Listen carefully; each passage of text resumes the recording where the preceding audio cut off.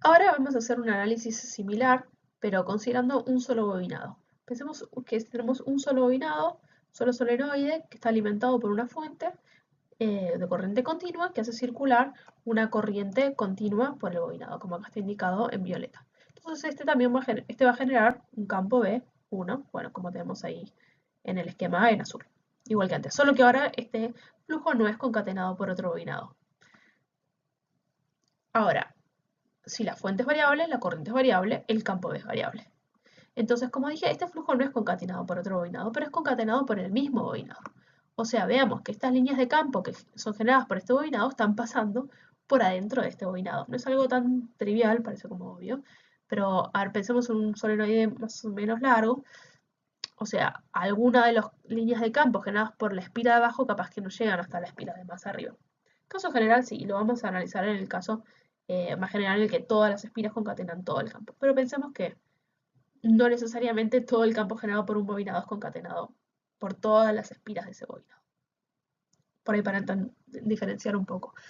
Bueno, como sea, en este caso todas las líneas de campo generadas por este bobinado son concatenadas por todas las por todas las espiras de este bobinado. Y le llamamos flujo 1 a 1 al flujo concatenado por cada una de estas espiras del bobinado 1 y generado por todo el bobinado 1. Generado no por una espira, sino por todo. ¿Está bien? Entonces, como este flujo es concatenado por por esta espira, por alguna de estas espiras, cada una, se va a inducir también una FEM. Y es una FEM que le llamamos FEM autoinducida, porque ya no es una FEM que se indujo en un segundo conductor, una segunda espira, un segundo bobinado, debido a uno primero, en la misma. O sea, todos los caminos de corriente, en realidad todos los circuitos eléctricos, tienen una FEM autoinducida, porque si circula por ellos una corriente, parte o todo el flujo que generan ellos es concatenado por ellos mismos. Eh, Recibe otro nombre, no solo FEM autoinducida, sino fuerza contraelectromotriz, o en inglés se le conoce mucho como back EMF. ¿Por qué les pongo estas nomenclaturas en inglés? Porque hay veces que uno busca en Google y muchas veces, no siempre, pero muchas veces hay gran parte de información en inglés y hay veces que tienen estos nombres como nombre propio que no es directamente traducible al español, por eso lo claro. Entonces, cuando hablan de la back EMF en inglés, están hablando de esta FEM autoinducida o fuerza contraelectromotriz, que es la FEM que aparece en un circuito debido a la corriente variable que circula por este mismo circuito, digamos, ¿no? O sea, esta FEM inducida o autoinducida, el bobinado, ¿a quién se va a oponer? Recordemos que la FEM siempre se oponía a la causa que lo produjo. Y la causa que produjo esta FEM es la corriente que pasa por el mismo. O sea, esta FEM se va a oponer a la causa que produjo a esta misma FEM. Todos los circuitos, como dije, tienen esta propiedad. Entonces, análogamente a lo que hicimos antes, ¿cómo calculamos esta FEM autoinducida? FEM 1,1 o como es el mismo subíndice, a veces se pone como FEM 1 directamente, en vez de FEM 1,1. Como menos el número de vueltas eh, de este bobinado 1 por la derivada del flujo concatenado por una de las espiras del bobinado 1 respecto del tiempo. Recordemos que la definición de flujo, acá la tenemos, y también lo podemos calcular, como ya sabemos que el flujo va a ser proporcional a B y B es proporcional a la corriente, como en vez de la derivada del flujo respecto al tiempo, entonces derivada de la corriente respecto al tiempo. Porque la única forma de que varíe el flujo, como las espiras son rígidas y están quietas, es que varíe la corriente. Ahora, si usamos esta cuestión matemática poco elegante de tratar las derivadas como si fueran parámetros, multiplicando y dividiendo, podemos llegar a la definición de autoinductancia. Que también, al igual que la de la inductancia mutua, este coeficiente de proporcionalidad lleva unidades de Henrys, debido a este ruso Henrys, que también trabajó mucho en este fenómeno electromagnético, de inducción electromagnética. Entonces, L va a ser igual a N1 por la derivada del flujo generado por el bobinado 1, concatenado por una de las espiras del bobinado 1, respecto de la corriente que pasa por el bobinado 1. Como dije, a veces este N, a veces aparece metido acá adentro Entonces habla del flujo total y si no acá afuera, entonces este flujo es el flujo de una sola de las espiras, concatenado por una sola de las espiras. Y al igual que M, es un parámetro que va a ser siempre positivo y que no va a depender de la corriente que pase por el bobinado. Ya yo planteo un bobinado para poder calcular el flujo, pero después, cuando hago el cociente, se me termina cancelando ese término de la corriente que yo imaginariamente le puse. Puede ser que yo le ponga una corriente real, no hay problema, si por este bobinado pasa X corriente y yo planteo que pasa esa X corriente, ok, pero por si ese bobinado pasa corriente cero, yo no puedo decir que el denominador es cero y entonces esto da infinito, por ejemplo. No, porque en realidad el flujo también va a dar cero y 0 sobre 0 no es infinito, es indeterminado. ¿Está bien? Lo mismo que discutimos antes. Entonces va a ser positivo y va a depender, ya vamos a ver, no va a depender ni de la corriente ni del flujo real que esté pasando por ese bobinado, sino que va a depender de la geometría del capacitor y eventualmente del capacitor, no, del inductor, y eventualmente del medio que está encerrado por ese inductor. Por ejemplo, puede ser vacío o puede ser un núcleo ferromagnético que tiene una permeabilidad mayor. Entonces, para medios lineales, como dije, hay profesores que esto lo definen no como la derivada del flujo respecto a la corriente, sino como el cociente entre el flujo y la corriente, que para medios lineales es totalmente equivalente, una u otra definición. Ya vimos que para inductancia mutada lo mismo y para esto va a pasar igual. Entonces, físicamente, ¿qué es este L? ¿Qué es este factor de proporcional L? ¿Qué significa que un inductor tenga un L mayor o un L menor? Bueno, de alguna manera, cuanto mayor L, mayor es esta tendencia del circuito a oponerse a la variación de corriente. Entonces yo dije acá arriba que todos los circuitos de corriente tienen una autoinductancia.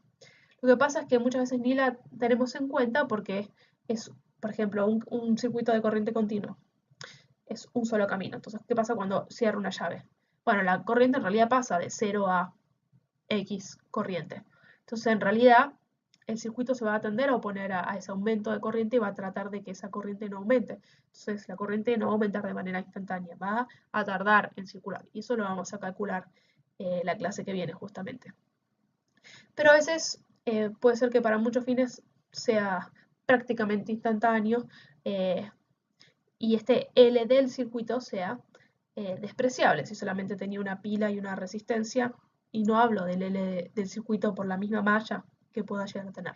Entonces solamente voy a hablar de un L del circuito que tiene un solenoide, por ejemplo, inmerso en el circuito, y a eso le llamamos un inductor, este bobinado que a propósito lo metí en el circuito, y la simbología circuital que vamos a usar es o esta, son equivalentes y tratan de representar el número de vueltas, solo que a veces que el inductor puede no necesariamente ser un solenoide como aparenta este esquema. Para que tengan una idea, caben muchas formas. Algunas sí parecen solenoides o son solenoides y otras son toroides o bueno, variadas formas según distintas cuestiones. ¿Por qué se usa uno u otro? Bueno, acá vamos a ver algunas cosas. Yo no sé electrónica, así que tanto del tema no sé. Los electrónicos más adelante van a profundizar esto. Pero sirven como filtros, sirven como atenuadores de cambios, o a veces simplemente un circuito tiene conectado un motor eléctrico y aunque mi objetivo no sea aumentar la inductancia del circuito, tengo bobinados porque quiero mover cosas y bueno, entonces el circuito tiene inductancia. O como eran las lámparas incandescentes antes, las viejas, las que ahora ya casi no se usan por el tema del tratar de minimizar las pérdidas de energía en la casa. Pero si uno las miraba, tenía un filamento que daba muchas vueltitas. ¿Para qué daba muchas vueltitas? Y porque yo quería que fuera un cable muy largo y que uno ocupara mucho lugar. Pero bueno, al ser un cable de tungsteno, un filamento de tungsteno que da muchas vueltitas, tenía su inductancia. Entonces hay veces que intrínsecamente un dispositivo puede tener inductancia. O hay veces, como vemos en estas fotos, que se agregan a propósito y por distintas causas. Entonces lo que vamos a hacer es un problema bastante semejante al anterior para hallar la autoinductancia en este caso de un inductor que es un solenoide. Solenoide es un solenoide de una cierta longitud de L1, como dice ahí el problema, pero lo vamos a considerar que el L1 es bastante mayor al radio o al diámetro del solenoide, entonces lo podemos considerar como infinito. ¿Está bien? Así no tenemos que usar Biot-Savart. En general va a ser así. Entonces, por definición, ¿cómo vamos a calcular L? Como N por la derivada del flujo que genera el bobinado 1 y concatena cada una de las espiras del bobinado 1, digamos que todas concatenan el mismo flujo, respecto de la corriente que pasa por este bobinado. Que puede, en realidad, este problema, como de vuelta, como acá veo, no me dijeron cuál era la corriente que pasaba. Por ahí era 0. Bueno, no me importa si era 0 o era X. Yo le puedo poner la corriente que quiera. Voy a plantear que la corriente entra por ahí. Bueno, de todas maneras, en este circuito por ahí no queda muy claro, en este dibujo no queda muy claro que es adelante y atrás para hacer bien el análisis de para dónde va a ser el campo. Pero, otro tema. Bueno, ¿qué es el flujo que concatena cada una de estas espiras? Bueno, es el campo que genera todo el solenoide integrado en la sección de la espira. Como el campo es uniforme, lejos de los extremos del solenoide, va a ser directamente P1 por S1. Y entonces, como hallamos B1, bueno, por favor la ley de Ampère, igual que hicimos antes, suponiendo la corriente I, no hacemos ahora el desarrollo, directamente ponemos el resultado, y teniendo en cuenta que el medio es un medio lineal, siempre va a ser lineal, pero bueno, es vacío, así que mu1 va a ser igual a mu0, ¿no? Entonces podríamos usar ley de Ampère común y corriente, y si no, usamos la ley de Ampère generalizada para H, y después hacemos B es igual a mu0 por mu r por H, y sacamos B. ¿Está bien? ¿Cómo calculamos el flujo? Como dijimos, como B y diferencial S, bueno, para empezar B siempre apunta para arriba, es uniforme en toda la sección, igual que el diferencial S, o sea, no se tuercen las líneas de campo lejos de los extremos, así que estos dos son paralelos, y además el campo es uniforme adentro de un solenoide. Eso ya también lo habíamos visto tiempo atrás. Entonces, no depende de las variables de integración, no hace falta que parametrice el diferencial S, directamente lo saco de la integral, digo que es uniforme, y me queda B1 por S1. Entonces, B1 lo habíamos hallado por Ampère, y así que L1, como lo calculamos, por definición, yo uso esta expresión más general, si quieren usar la otra, la que es los cocientes, con el cociente más que con la derivada del flujo, que tenemos que derivar, todo esto que hallamos acá arriba, ¿no? Y como el medio es lineal, mu1 no va a depender de la corriente, así que la podemos sacar de la derivada, lo mismo que el número de vueltas, que la longitud del solenoide, que la sección del solenoide, son todos constantes, no dependen de la corriente, salen de la derivada, que me queda la derivada de la corriente respecto de la corriente. ¿Cuánto es eso? 1. Y fíjense que si queríamos usar la otra definición más particular, válida solamente para medios lineales, que hacemos el cociente, que nos iba a quedar, en vez de la derivada, nos iba a quedar como el cociente entre la corriente y la corriente, que también daba 1. O sea, da lo mismo. En aquel problema que Leone había tomado con medios no lineales, el truquito estaba en que les daba la función de cómo variaba mu respecto de la corriente. Entonces acá no lo podían sacar de la integral. Pero bueno, si ustedes tenían la función de mu respecto de la corriente, era cuestión de hacer acá también la derivada. O sea, tenían algo que dependía de la corriente multiplicado por la corriente, dos parámetros que no dependían de la corriente. En cambio, si usaban esta fórmula, les quedaba el mu directamente ya sacado de ese cociente, y bueno, eso estaba mal. Ese fue el problema. Pero dudo muchísimo que alguna vez les vuelva a aparecer. Así que pueden estar tranquilos de usar la otra definición de cocientes también. Bueno, ¿y qué notamos? Por un lado, L es positivo, porque todos estos parámetros son positivos. Bien. No depende de la corriente. Bien, o sea, esta era una corriente que yo había inventado, no tenía por qué ser real. Por ahí era 0. No, pero finalmente no depende de la corriente, correcto.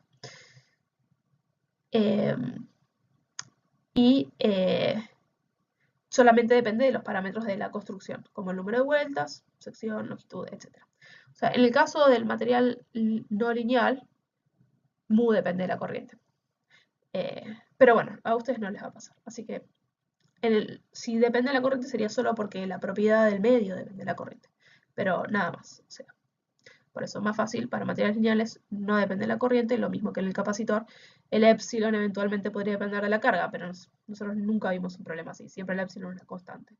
Así que la capacidad nunca dependía de la constante, de la carga. Y acá es lo mismo. L nunca depende de la corriente porque mu nunca nos va a depender de la corriente. Bien. Vamos a llegar ahora a definir ahora un nuevo parámetro que es el factor de acoplamiento, que es aquel que me relaciona el flujo que generó uno y que fue concatenado por el otro bobinado. Entonces, ¿cuánto del flujo total generado va a ser concatenado por un segundo bobinado? Va a depender de varias cosas, de cómo fueron construidos cada uno de los bobinados, el número de vueltas, las secciones, la longitud, etc. Pero también de la separación y de la orientación de los bobinados. Recordemos nuestro primer problema, que teníamos un bobinado arriba y uno abajo, y veíamos que el de abajo generaba 7 líneas de campo y arriba llegaban 2. Entonces, no era lo mismo tener uno arriba del otro, así sea es cerquita, que más separados. Si los separaba lo suficiente, al segundo bobinado no le iba a llegar ninguna línea de campo. Por otro lado, si yo los rotaba, piénsenlo como son las líneas de campo, no iba a ser tampoco el cociente 2/7. Y por otro lado, si yo, estos estaban en vacío, pero si yo en el medio metía algún material ferromagnético blando, iba a lograr, recordemos que cuál es una de las propiedades, de las características de los materiales ferromagnéticos blandos, que actúan como canaletas de agua, como más que de agua en este caso de flujo de campo magnético, de flujo de agua de campo. Entonces hace que la mayoría de las líneas de campo vayan por el material ferromagnético. Entonces, seguramente si yo entre medio de los dos solenoides metía un núcleo ferromagnético blando, por ejemplo de hierro, iba a lograr que ese cociente de 2/7, dos líneas de campo que llevan acá de las 7 que se generaron, se aumentara bastante, incluso casi hasta 7/7. Si coloco un material ferromagnético blando de una permeabilidad muy, muy alta. Entonces, justamente, ¿cómo definimos este coeficiente o factor de acoplamiento? Como este cociente entre el flujo que genera uno y le llega al otro y el que generó por el que el total generado, por el que pasaba la corriente. Y este cociente es igual a qué pasa si el flujo ahora es generado por el otro bobinado y parte de este le llega al bobinado 1. Bueno, el cociente da igual, es lo mismo, así que lo puedo definir de esta manera o de esta manera, da lo mismo. Borramos estas cositas. Y acá tenemos escritos que son cada uno de estos subíndices para recordar, pero lo acabamos de decir.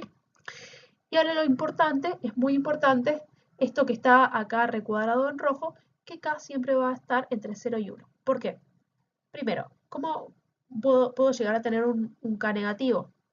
Cantidad de líneas de campo que le llega a 1, divido las totales. ¿Cómo podría ser negativo? Una línea de campo negativa no tiene sentido físico. Entonces, si alguna vez ustedes les da una cuenta, matemáticas en la cuenta y les da algo negativo, en algún lado metido en la pata seguro, pues no tiene ningún sentido que dé menor a 0. Por otro lado, tampoco tiene sentido que dé mayor a 1. ¿Por qué? Si se generaron 7, ¿cómo el otro bobinado va a concatenar más de 7? No hay más de 7, porque no lo tengo que pensar como que, bueno, capaz que hay otro bobinado que generó otro campo. No, para calcular este CAT es como que solamente en el universo tenemos a estos dos y solamente por uno está pasando corriente. Y de esta manera calculo K. Después, si en la realidad hay otros bobinados y otras corrientes, bueno, es otro tema. Pero para el cálculo, pienso que en el universo solamente tengo dos y que por uno pasa corriente y veo cuánto flujo concatena el otro. Entonces, de los 7, como mucho, van a entrar por el otro 7. Nunca más de 7 y nunca menos de 0. ¿Está bien? Entonces el cociente va a ser entre 0/7 y 7/7. Ni más ni menos. Entonces, ahora vamos a ver cómo podemos para expresar la inductancia mutua, este factor de proporcionalidad M, en función de K. Para eso vamos a hacer una demostración No es que ustedes lo tengan que saber demostrar, pero para que vean que no sale de la galera. Entonces, recordemos, o hagamos, planteemos cuánto es m cuadrado y pensemos para el caso particular que el medio es lineal. Entonces es lo mismo que m sea igual a m12 o m21. Entonces m cuadrado lo voy a expresar como m12 por m21. Ahora, por definición, cada uno de estos m es igual a esto que tenemos ahí expresado. Y si vemos esta definición que acabamos de ver acá arriba de K, vemos que al flujo 1, 2 lo podemos, lo estoy acá resaltando en verde, lo podemos expresar como el producto de K por el flujo 2. Mientras que al flujo 1 lo podemos expresar como K por el flujo 1. Y así ponemos este término y este otro término. ¿Está bien? Ahora voy a reagrupar un poco las cosas, saco factor común K cuadrado y meto en un cociente todo lo que tiene su índice de uno y del otro. En un cociente, en un paréntesis. Entonces, acá esto revisen por favor, la diapositiva que yo les mandé tenía un error. Estaban mezclados acá los índices, no había reagrupado bien las cosas. Entonces, acá en este paréntesis tenemos todo con su índice 1, acá todo con su índice 2 y el K cuadrado afuera. Ahora, no sé si esto les recuerda algo de lo que vimos hoy, pero esta no es otra cosa que la definición de L1, en este caso, este sería L1, y el otro paréntesis es L2. Entonces ahora, m cuadrado, que va a ser igual a k cuadrado por L1 por L2, podemos despejar el cuadrado del m cuadrado y nos queda esta relación entre m y k. Ustedes la demostración no la tienen que saber, pero sí esta definición tanto para el laboratorio como para los, para problemas de la guía, como para los exámenes. Y vemos cómo M está relacionado entonces con la construcción de los dispositivos y también con cómo están ubicados en el espacio. Entonces, si tenemos dos inductores que están muy lejos uno del otro, K va a ser 0, porque no hay ninguna línea de campo que genere uno que le pueda llegar al otro. Si K es 0, vemos acá que M es 0. Ahora, si les dicen que K es máximo, M va a ser igual a la raíz cuadrada de L1 por L2. Si K vale algo que no sé cuánto es, entre 0 y 1, bueno, tengo que saber de alguna manera cuánto es K. Puedo calcular L1 y L2 por separado y de ahí saco M. Ahora, L1 y L2, lo voy a sacar acá, hice aparecer mal las cosas, bueno, perdón.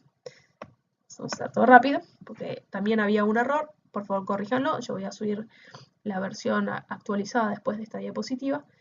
L1, si lo calculo por definición, va a ser igual a lo que tengo en este radicando, ¿no? Todo esto va a ser L1. Y L2 va a ser igual a todo lo que tengo en este segundo radicando. ¿Está bien? Ahora, en el caso particular de que el medio material sea el mismo en los dos, la sección sea la misma en las dos y la longitud sea la misma en las dos, entonces M va a ser igual a esto. ¿Por qué agrego esto de este caso particular?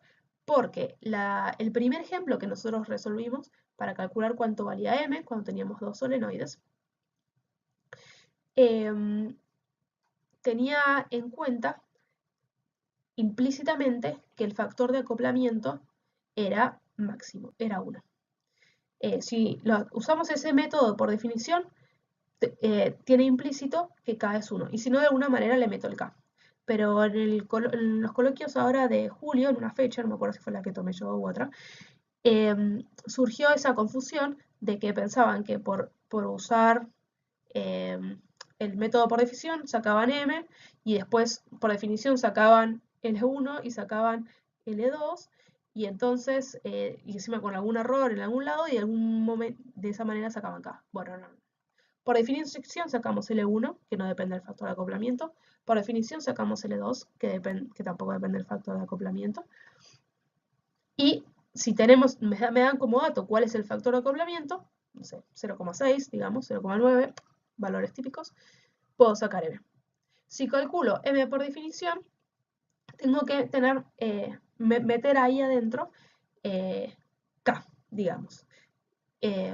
si volvemos a unas diapositivas de atrás, entonces cuando yo calculo M, que va a depender del flujo que concatena uno generado por el otro, ahí no va a ser directamente B por S, sino que le tengo que enchufar el K, porque entonces no va a ser todo el campo generado por uno por la sección, sino un poquito menos el flujo concatenado. Si esto no quedó claro, me lo preguntan o por Facebook o en clase en el pizarrón. Pero es importante que eso lo entiendan. Y por eso acá lo aclaré en este ojo. Si el acoplamiento no es perfecto, insistimos en hallar M por definición, cuidado que no todo el flujo generado por un bobinado es concatenado por el otro. O sea, el flujo no va a ser directamente flujo total generado, sino un poquito menor multiplicado por K.